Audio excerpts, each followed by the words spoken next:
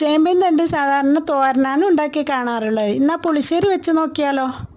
ഞാനിത് ഉണ്ടാക്കാനായി 5-6 തണ്ടാണ് കട്ട് ചെയ്തെടുത്തിട്ടുള്ളത്. ഇനി ഇത് നന്നായി കഴുകി വൃത്തിയാക്കി എടുക്കണം. ഇത് ക്ലീനാക്കിയതിന് ശേഷം ഇതിൻ്റെ പുറംതൊലി ഇതുപോലെ വലിച്ചു കളയണം. എന്നിട്ട് ഇങ്ങനെ വലിപ്പത്തിൽ കട്ട് ചെയ്തെടുക്കണം. കട്ട് ചെയ്ത കഷ്ണങ്ങളെല്ലാം ഒരു പാത്രത്തിലോട്ടിട്ട് മാറ്റി വെക്കണം. ഇനി നമുക്ക് കറിക്ക് വേണ്ടിയുള്ള അരപ്പ് തയ്യാറാക്കാം.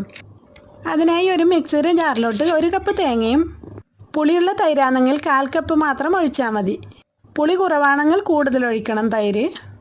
പിന്നെ അതിലോട്ട് തന്നെ എരിവിന് ആവശ്യമായ പച്ചമുളകും 1/4 സ്പൂൺ ജീരകവും ഇട്ട് നന്നായി അരച്ചെടുക്കണം. വെള്ളം ചേർക്കാതെ വേണം അരച്ചെടുക്കാൻ. ഇനി നേരത്തെ കട്ട് ചെയ്ത് വെച്ച ചേമ്പിൻ തണ്ട് കുക്കറിലോട്ട് ഇട്ട് കൊടുക്കണം. അതിലോട്ട് 2-3 പച്ചമുളക് കട്ട് ചെയ്തിടണം. 1/4 സ്പൂൺ മഞ്ഞൾപ്പൊടിയും ആവശ്യത്തിന് ഉപ്പും ഇട്ട് 1 ഗ്ലാസ് വെള്ളം ഒഴിച്ച് 2 വിസിൽ വരുന്നേരം മൂടി വെക്കുക.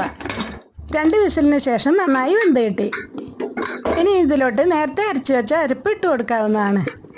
ഇനി ഇത് നന്നായി ഇളക്കി യോജിപ്പിച്ച് തിളപ്പിച്ചെടുക്കുക. എന്നിട്ട് ഒരു പാത്രം എടുത്ത് അതിലോട്ട് കുറച്ച് എണ്ണ ഒഴിച്ച് കടുകും വെളുത്തുള്ളിയും ഉലുവയും ഇട്ട് അതിലോട്ട് തന്നെ ഉണക്കമുളകും കറിവേപ്പിലും ഇട്ട് വഴറ്റി കറിയിലോട്ട് ഇട്ട് കൊടുക്കാവുന്നതാണ്. അങ്ങനെ നമ്മുടെ ചേമ്പൻ തണ്ട് പുളിശ്ശേരി റെഡിയായി കിട്ടി. ഇത് ചോറിനോടൊപ്പം കഴിക്കാൻ നല്ല ടേസ്റ്റാണ്. ചേമ്പിൻ തണ്ട് കിട്ടിയാൽ പുളിശ്ശേരി ഉണ്ടാക്കി നോക്കി എങ്ങനെയുണ്ടെന്ന് കമൻറ്റ് ചെയ്യണേ.